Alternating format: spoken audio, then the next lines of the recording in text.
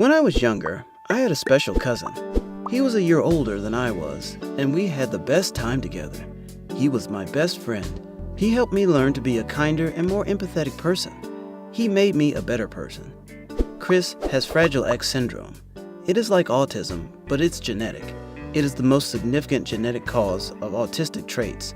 There is a science bit about chromosomes and proteins and heredity. It is complicated, but that is not important for my purposes. Growing up, I just knew Chris as a kind, gentle person who saw things and learned very differently than I did. Chris loved to go on adventures with me. He loved the water and to go swimming. Chris loved trains and insects. I knew he was different from most of my friends and family members, but as a little kid, I liked that. I thought being different made a kid cool. As I grew up, I understood what it was that made Chris different. There were specific learning challenges that he faced that most of us did not.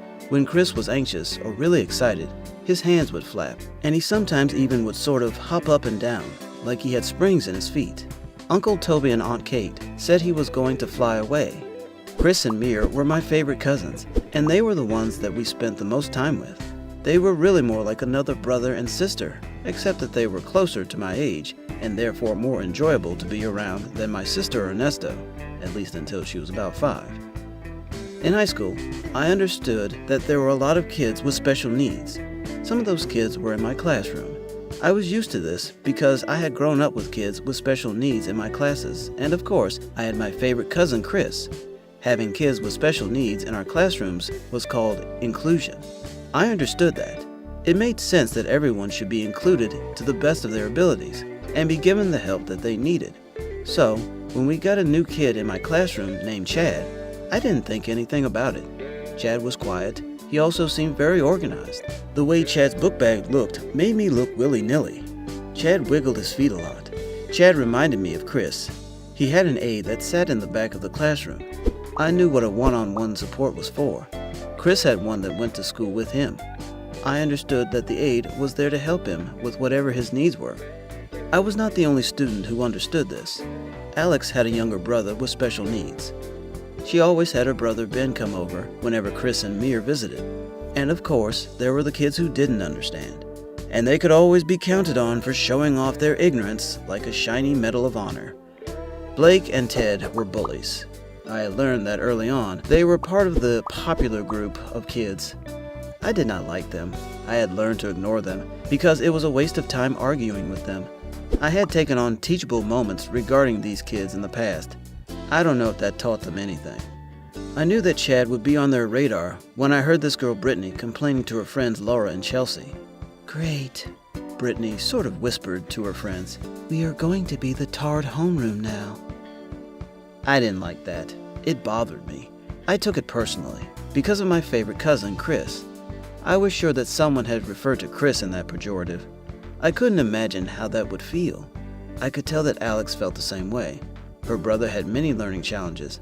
I noticed her scowl as she checked on her homework for our next class. Brittany and her girls giggled about something. Alex put her pencil down and asked Chad if he would like to sit with us in our classes. Chad accepted. Chad had a slight stutter and repeated certain words. Chris did a lot of repeating as well.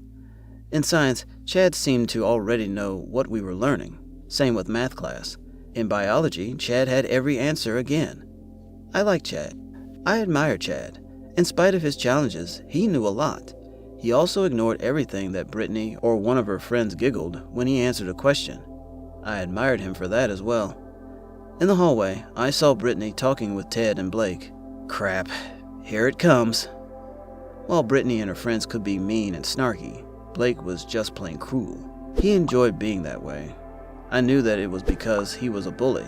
I understood that the alleged best way to make a bully go away was to ignore them. It made sense. It worked for me. I didn't care what Blake said about me. I knew that I was smarter, and I had a run-in with him that it caused him to, for the most part, leave me alone.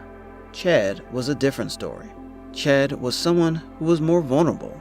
And being a bully, Blake targeted vulnerable kids like a heat-seeking missile. "It's the Tard class." Blake laughed as we walked by. "If I just ignore it, it'll go away," Chad said quietly to himself. "Did you just call me it?" Blake was making his way over to us. Chad didn't say anything. We just kept walking. Alex walked with him. "Hey, I'm talking to you." Blake continued his harassment. "Are you deaf as well as a retard?" Blake pronounced it retard. I hated that word. I couldn't stand hearing someone use it, especially in a deliberately hurtful way. Chad kept walking, looking at the ground and quietly repeating his mantra. "I don't like being ignored," Blake persisted. "Especially by a tard." Chad held on tightly to his books. "Cut it out, Blake," Alex roared. "Aw, Alex has a new tard boyfriend," Blake continued. "He must remind Alex of his retard brother." I couldn't take it anymore. "Blake, do you even know what retard means?" I was mad. I had almost gotten into a fight with Blake and had gotten the better of him with minimal violence. I had demonstrated that I was more skilled than he was, thanks to classes whose purpose was to teach me focus and discipline. "That?" Blake pointed at Chad, who was looking at the ground, frozen where he was. I could see how uncomfortable he was. "That is not the definition of retard," Alex said. She put her arm around Chad. "Retard is a verb. To retard is to make slow, delay the development or progress of, or to impede or hinder," Chad mumbled. I positioned myself in between Blake and Chad and Alex. "Chad just gave us the definition," I said, "and he isn't doing any of those things. You are. You are hindering Chad and Alex and me. You are the definition of retard, and you need to stop." "Whatever," Blake said and walked off, accompanied by his friends. This was his go-to response for situations that he was at a disadvantage. Blake was not just a bully. He was like all bullies, a coward. "You didn't have to do that," Chad said. "I am used to people like him." "You shouldn't be," I said. "Nobody should be used to people who treat others like that," Alex said. It is true. Nobody should be used to being treated like that. Nobody should be used to people who treat others like that. I knew that then, and I know it now. That wasn't the lesson that I learned from Chad and that day. What I did learn was that while Blake and people like him are cowards, Chad was not. Chad was truly brave and courageous. Not because of his challenges, though I am sure that contributed to his character. Chad was brave because he knew that he would encounter people like Blake, people who were cruel and would make fun of him for no reason other than to be cruel. And yet, Chad still went to school and lived in a community that he would have to face such people, and he did so with grace and kindness. People like Chad and my cousin Chris and Alex's brother are truly brave, and they set an example for all of us to be better people.